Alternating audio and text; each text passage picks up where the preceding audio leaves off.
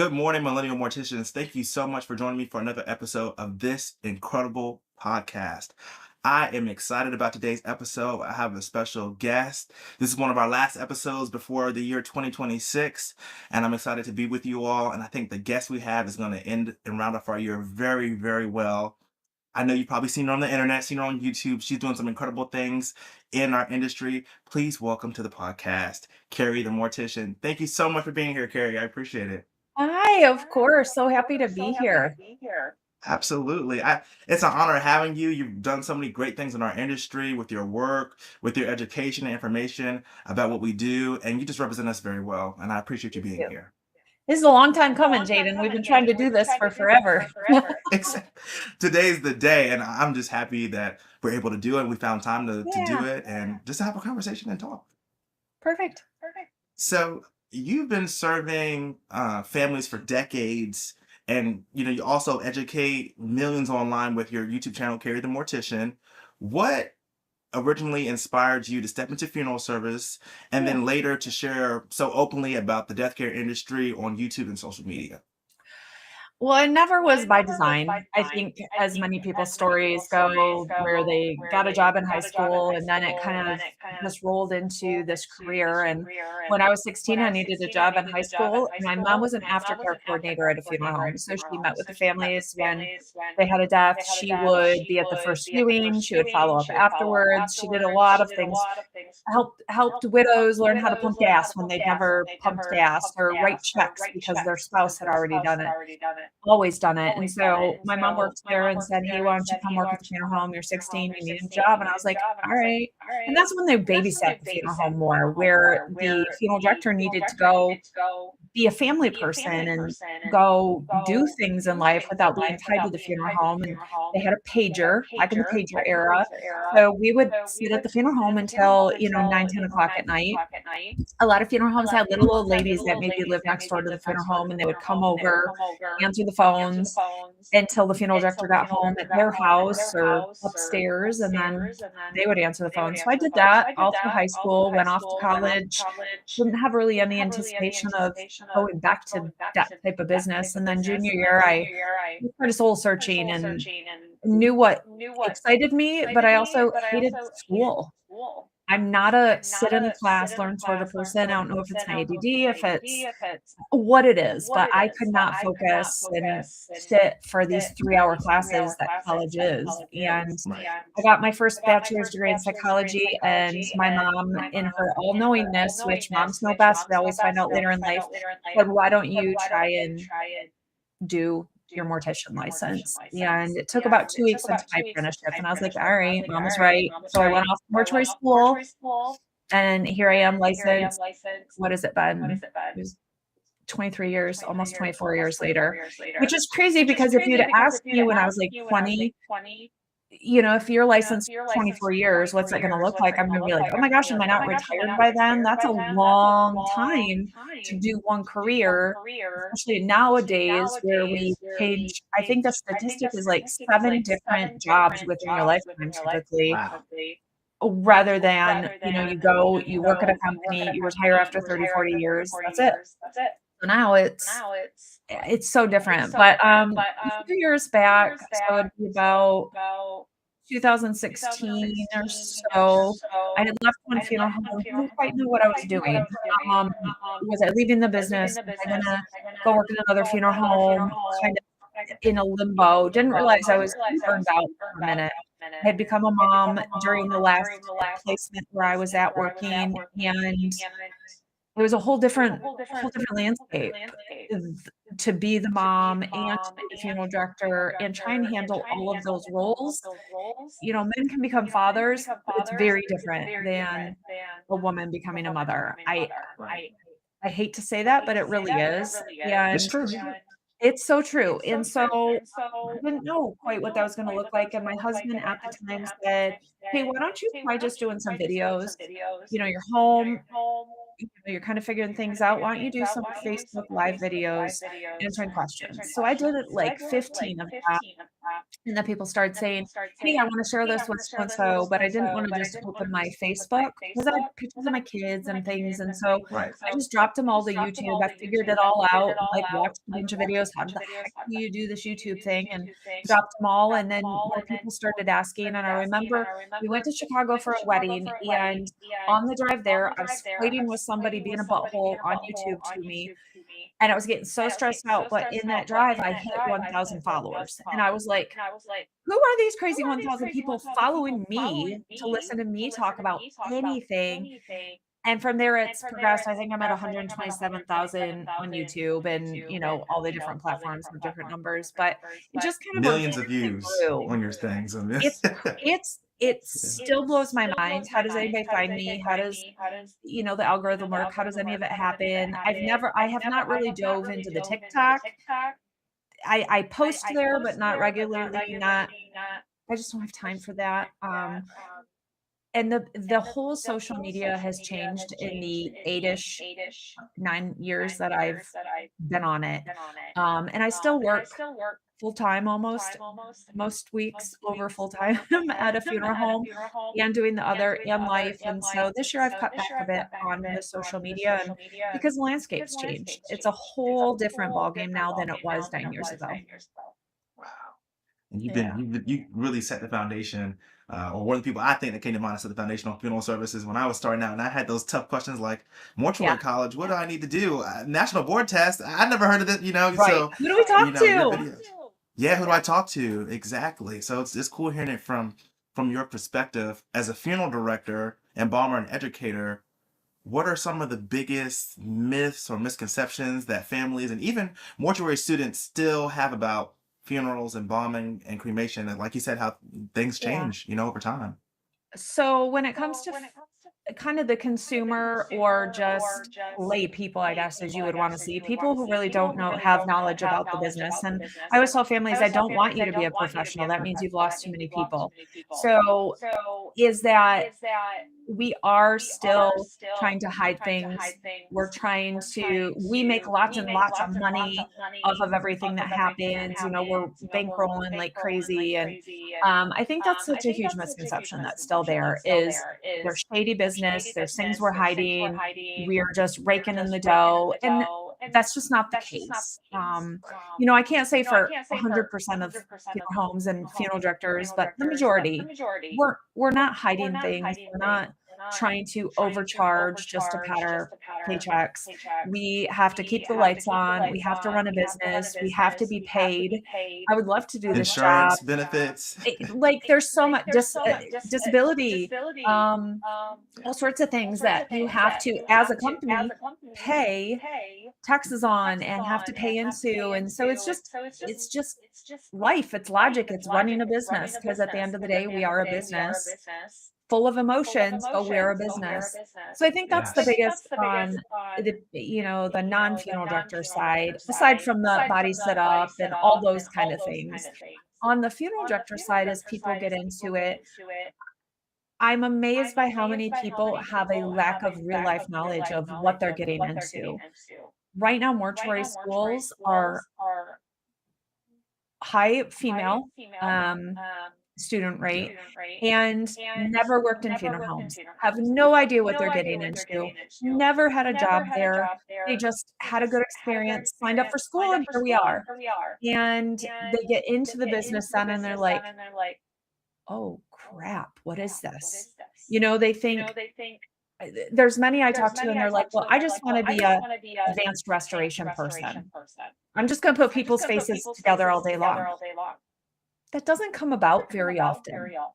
That is Rare cases. that is such a minute part Rare. of what an embalmer and restorative person does that it's not a full-time position just doing that. For some people, a very, small little pool, I could count on one hand probably of people that has become their career is just that. But you have to have so many years of experience, even to do trade work. You don't come out of mortuary school and jump into being a trade embalmer. because you still have to learn from so many people, especially as trade work. You gotta know what you're doing. You gotta go into a prep room and be able to MacGyver your way through. If they don't have an instrument, you gotta figure it out. If they don't have the fluids you're used to, you gotta figure it Hmm. out, and you have to build to that knowledge. It's not that you're not gonna be a decent embalmer out of mortuary school, but you have so much to learn. I'm always learning. Everyone is always learning. It doesn't matter how long you've been in the business, but you have to get experience under your belt before you can jump into those solo roles that you're gonna go off and do on your own. And so I think that's a shock to a lot of people that you don't come out of mortuary school with 100% of the knowledge you need to go just do all of these things, and that you're gonna have to go work in a funeral home and do your apprenticeship and sit on the phone for 2 hours with an insurance company and go mow the yard Do maybe if it's removals. small, go do removals, be on call, take phone calls, talk to, little Betty who wants to know about her preneed at 11:30 at night because that's what she's concerned about. So I think there's a lot of realization that's gonna smack a lot of people in the face, unfortunately, and that's where we lose some people getting into the business because they haven't worked in the funeral homes ahead like generations past.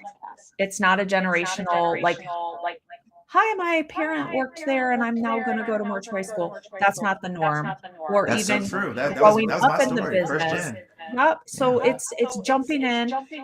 Some of it's shocking, some of it's amazing, but it's not as, narrowed in on the skills that you're gonna use, like the restorative art, as some people, I think, believe it is.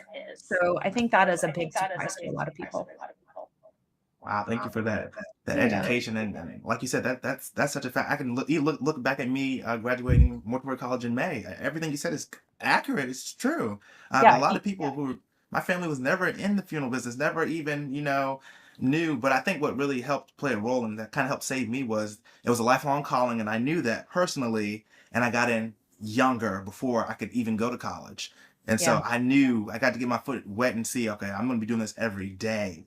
So I wasn't as surprised, yeah, which is about what I had to good. do in the world. Yeah. So you talk honestly about the emotional weight of this work. What practices or boundaries have helped you stay grounded and emotionally healthy while still showing up with compassion for these families? Keeping the boundaries. When I first started in the business, I was single, didn't have kids, so I had a little more free time. So my days off, I'd go into the funeral home because, "Oh, I was working with a family and their visitations today. I gotta make sure everything's perfect, and it's my family, so I'm gonna go do it." And so I would overwork myself because I thought I had to do it for it to be done correctly. And I think that's a really, easily slippery slope that people get into when they've first gotten licensed because they're like, "I'm amazing," and you get that warm fuzzy from the family, and you're like, "I'm just gonna work all my days, and I'm gonna come in, and I'm gonna cancel everything else, and I'm just gonna be here for this family because they need me." They don't need us, they need me. And so you can burn out pretty quickly with the schedule. I don't know about the emotion as much, but some people I see diving in with families a little too much, where there's maybe a infant loss. Well, I'm gonna do the most amazing extra special thing, and this is going to make them feel better. And you have to realize they're gonna feel like crap no matter what. Like, they're hurting, you cannot fix the break. What you can do is take care of their child, make sure everything goes smoothly, and then they will be on the road to the new path they're gonna be on. They're never gonna be healed. That's gonna be a lifelong wound they're gonna carry. But I think a lot of people feel that they can fix it.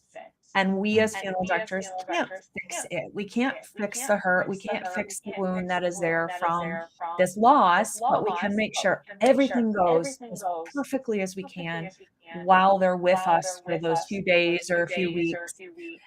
And I think that over giving, over trying, taking in that pain we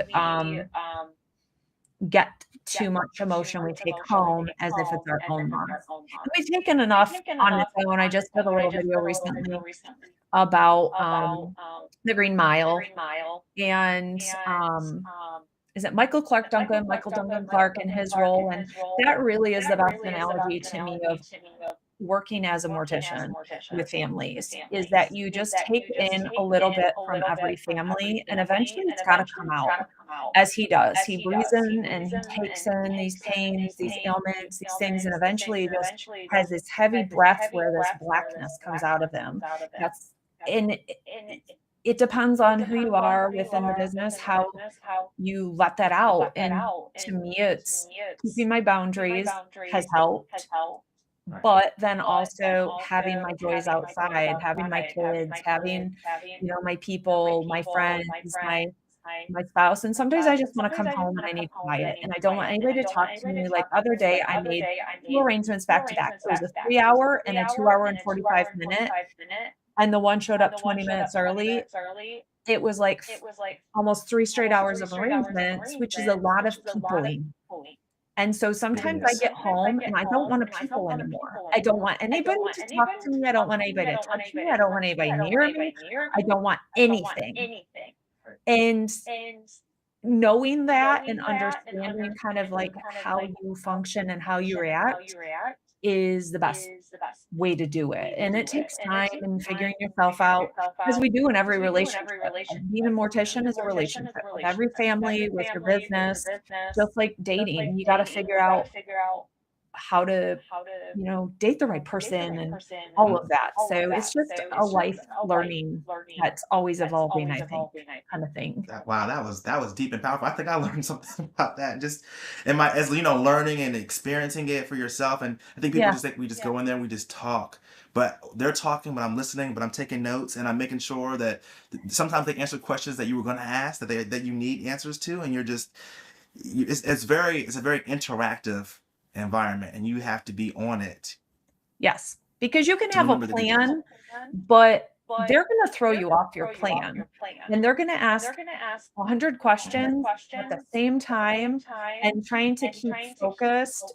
And so, like, as when you're a new funeral director and meeting with families, you have your little information sheet in front of you, and you have your little Mhm. things, and you're trying to fill them in. It's a little bumpy of a conversation. Because you're learning how to have it as a conversation, not just an information taking session. So, like, when I go in to meet with a family now, I take a blank yellow pad of paper, and that's it. That's all I have in front of me because I know the questions, I know the conversation, and I think some of that comes from being a freelance funeral director where I would go fill in when people would take vacations. I've worked in 30 different funeral home communities, and every one of them has a different sheet to fill in. So if I tried to learn 30 different sheets, it's never gonna work. I'm gonna look like a train wreck every time. So I have my own system, my own, like, thought process to make sure I cover everything, because you don't wanna go back later and go, "Oh, shoot, I forgot to ask them this," and it happens. I forget social security number once in a while, or I forget random things, but you come up with your own conversation that you're having, so it's a fluid conversation with the family rather than that information taking. But my golly, does it take a lot out of you by the end of the It day. does. You have to That give millennial mortician so is what much we call energy to do it. experience, because Karen, I'm Yeah. gonna be honest, I'm not ready to go in there with the yellow notebooks. And that's okay. It took a long time to get to that point, and a lot of learning how other people do it, and Yeah. training sessions with different arrangers, and everybody teaches you something. So sitting in with more funeral directors, you're going to learn one good thing you like and one thing you don't ever want to do. It's the same with embalming. I always say embalm with as many people as you can, because if you go your whole life embalming with one person that you've embalmed with, you're going to learn one way. And the more experience you have by just seeing other people embalm, you're gonna be like, "What did you just do there?" And they'll be like, "Well, you just do this, and, you whip out this Yeah. stitch, or you put a ligature under the artery so that you don't lose it once you have it." And it's simple Mhm. little things, but then you may also, like I said, see things or hear things when you're in arrangements that you're like, "Oh my god, I'm never doing that." So we're gonna put That's that in the other category. You Everything learned is a good learning experience, whether it's bad or good. mm. I like that funeral service is like your own style, your own flair on a It thing. It's has your to own be. flair. Yeah, it has to be. So, how do you see social media, online education, and content like yours reshaping the funeral service profession over the next 5 to 10 years? And what should younger directors and students do now to prepare for what's to come? I'm not gonna lie, I'm a little scared of what's coming, just because there's some things that concern me that are happening now. The education that's going out by people who, "Oh, I'm in pre-mortuary school, but I'm gonna start a TikTok and I'm gonna call myself Kari the Mortician. I'm gonna have no license.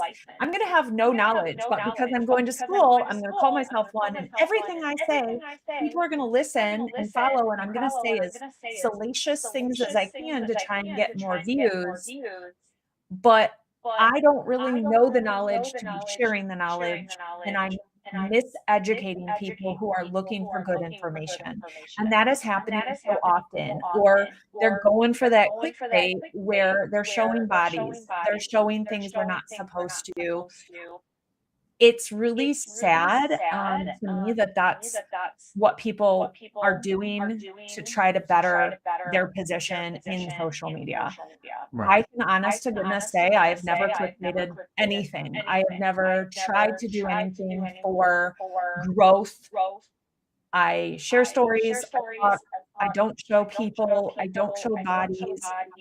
I've showed cremated remains, but I think that's only been my dogs or, like, Josh's Right. grandpa or something, like, Right. it's still a person to me when it's cremated remains, so I don't like to share it unless it's an educational picture that I took out of an educational book or something. But that to me is what's really sad is you can't believe anything you see.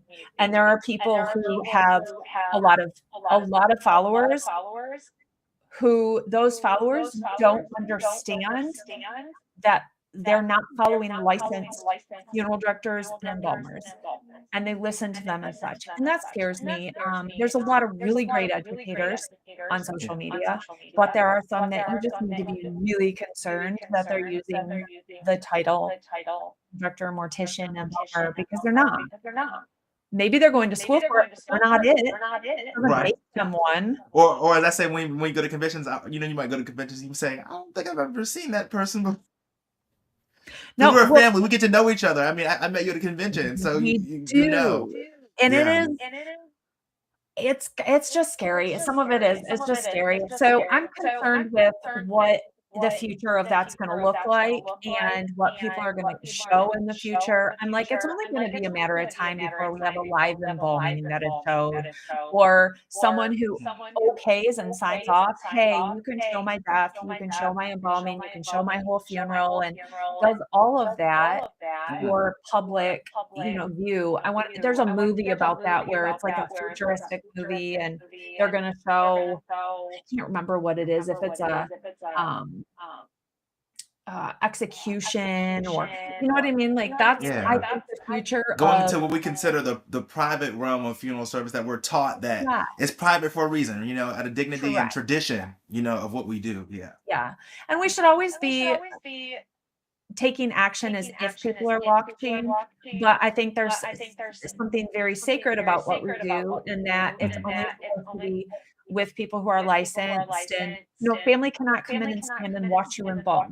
It is a room that only licensed people, either apprentice or mortician, embalmers should be in, and I know funeral homes who have unlicensed people embalming and doing things, and there's not enough people to regulate that. There just isn't, when it comes to state level, and it's something that is nationally regulated at all. It's by state, and so that part of it is a little scary. We're already doing mortuary school online, and I think there is a detriment to that. Yes, we're getting more people going through school, but we're also not licensing as many people.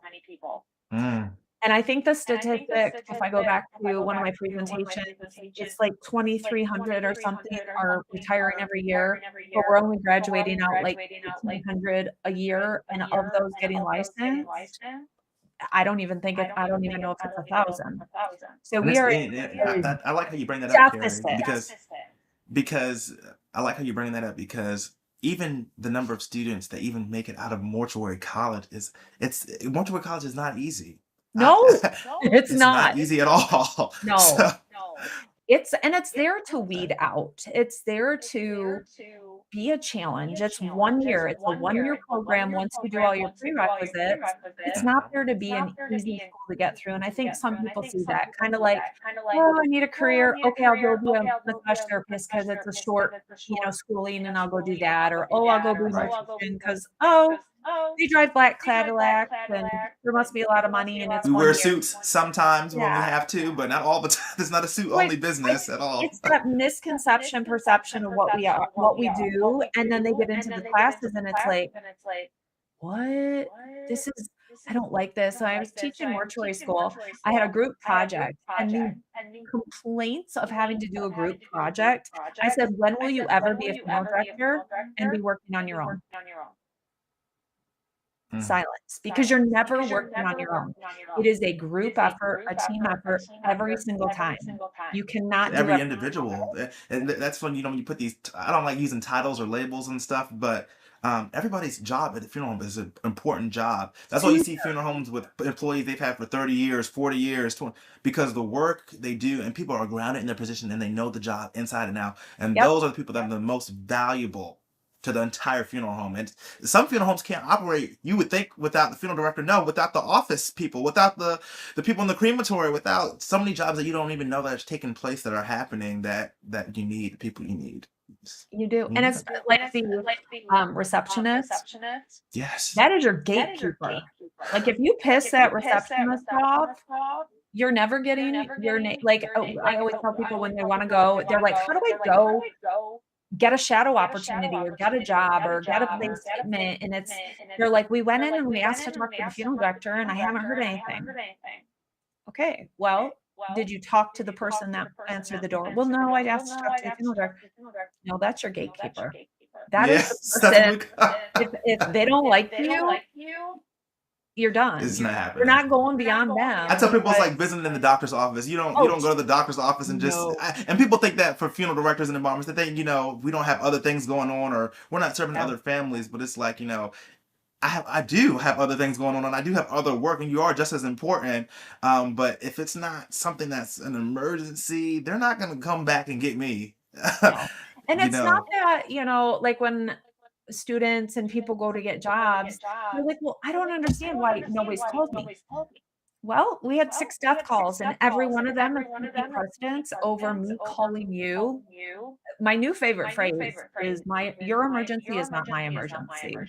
Right. My job is taking care of families, and yes, maybe we need to hire somebody, but I'll get to that once I have this part under control, and it might be a week and a half. It might be 2 months. It might be, you might have to come back and refresh my mind that you need something. You Yeah. need a job. Because we But forget a lot of sometimes. students, come out of school and they say, "Well, there's no one hiring." Well, yeah, there's only so many positions within each funeral home, and there's only so much money for a salary. So, if you're only willing to go the 20-mile radius from where you live, it's not likely you may get a job.